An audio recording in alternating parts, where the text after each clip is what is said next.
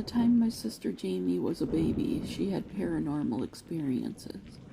I'm 10 years her senior, so I remember all the experiences well. When she was barely a year old, she sat quiet as a mouse and still as I'd ever seen a 1-year-old sit, just staring out the patio doors at the old wooden rocking chair one day. Even though I was only 11, I knew this wasn't normal behavior. She was always on the go. So I glanced over and saw that rocking chair moving. But there was no breeze this particular day, and even if there was, it was moving too methodically, as if someone was sitting there rocking in it. Another time, when she was 6 on her first day of school, when the bus doors opened, she climbed the stairs, stood and looked at the bus driver and said, "My name's Jamie, and this is Gary. He says hi." She was pointing next to her, where literally no one was standing. The bus driver went pale and told my mom that Gary was the previous bus driver who passed away only weeks before. As a teenager, she was away at cheerleading camp 5 hours away when my mom was called to come get her because her camp counselor had said she was causing trouble. When we picked her up, she said she had seen the face of a young girl in the bathroom mirror, but no one believed her, least of all the adults. So Mom consoled her, and we spent the next day or two making her feel better with her favorite foods and activities. At 19, Jamie was settled into college, enjoying her freshman year, when sadly she was hit by a car full of drunk teenagers while walking back to her dorm after work. We were all devastated. Jamie was brilliant, beautiful, and genuinely just a sweet soul.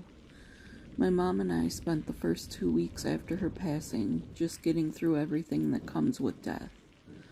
Planning her service and attending it were all a blur, and in the busyness, I had completely spaced out that we would need to go collect her things from the dorm, something we were dreading.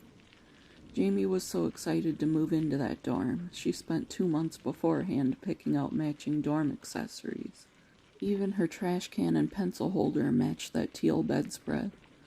I had picked on her for it then, but now it made me miss her quirkiness just thinking about it. My mom was too upset and worn out to go, so I called up my best friend Maya and asked her to go with me. On the car ride up there, we blasted Jamie's Spotify playlist and had a good cry.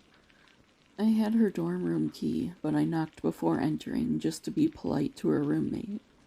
I was greeted with hugs and screeches from the tight friend group Jamie had already made only halfway through her first year. I began gathering her things while Maya picked up her school books and went to return them to the rental desk in the school bookstore. I picked up a picture she had of her and I in a frame on her desk, when I suddenly felt like someone was standing behind me. Sure that I was imagining things, I brushed a tear away, put the picture neatly on top of a box of clothing, and taped it shut. Next was collecting her makeup, and let me tell you, even after downsizing, that girl had enough of it to last a lifetime. As I was gathering at least 50 liquid lipsticks in a storage bin, I dropped it, when suddenly I felt an icy cold but gentle touch on my left shoulder. It couldn't be. Could it? "Jamie?" I whispered, hoping her roommates wouldn't hear me talking to my deceased sister in the room next to them. I didn't know what I was expecting, but it certainly wasn't what I received. Certain I was just experiencing the next stage of grief, I picked up the bin, recollected the lipsticks, and moved on to gather the rest of the small bathroom items she had, that were neatly organized in a bin marked Jamie's bathroom junk, which made me chuckle because my sister was always the funny one. My laugh quickly turned into a startled gasp as I heard laughter right next to me. I whirled around, thinking Maya had probably came back, but no one was there. So I asked again, just to see what would happen. "Jamie?" I whispered.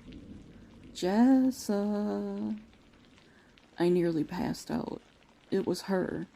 It was Jamie's voice, right next to me, saying my name in the exact way she used to when taunting or teasing me. I grabbed onto the bedpost and lowered myself slowly, needing a few minutes to recover from the events of the day. When Maya came back, we finished loading the rest of Jamie's stuff, hugged her roommate and friends goodbye, and headed home. I didn't say a word on the way home, and I'm guessing Maya was attributing that to the emotionally draining day I'd just had. If only she knew the full extent. In the last 2 years since collecting her things, I've had multiple more incidents of the same taunt or feeling a touch on my shoulder, but I can't bring myself to tell my friends or family. If anyone would be reaching out from beyond, I firmly believe it would be Jamie. First of all, Jessa, I'm deeply sorry for the loss of your sister. Second, I personally believe it is Jamie letting you know she's still with you. I believe you, and I hope it brings you comfort. Thank you for allowing me to share your deeply personal story. Well, friends, have any of you experienced something similar after losing a loved one? I know I have. I've shared some of my personal experiences a few videos back. Drop some comments if you have. Jessa said she'd be checking in from time to see what people had to say. Also, drop a happy birthday in the comments for my friend Liz. Liz, thank you so much for your support on this channel. You've really kept me going some days. And with that, thanks for listening. See you tomorrow, friends.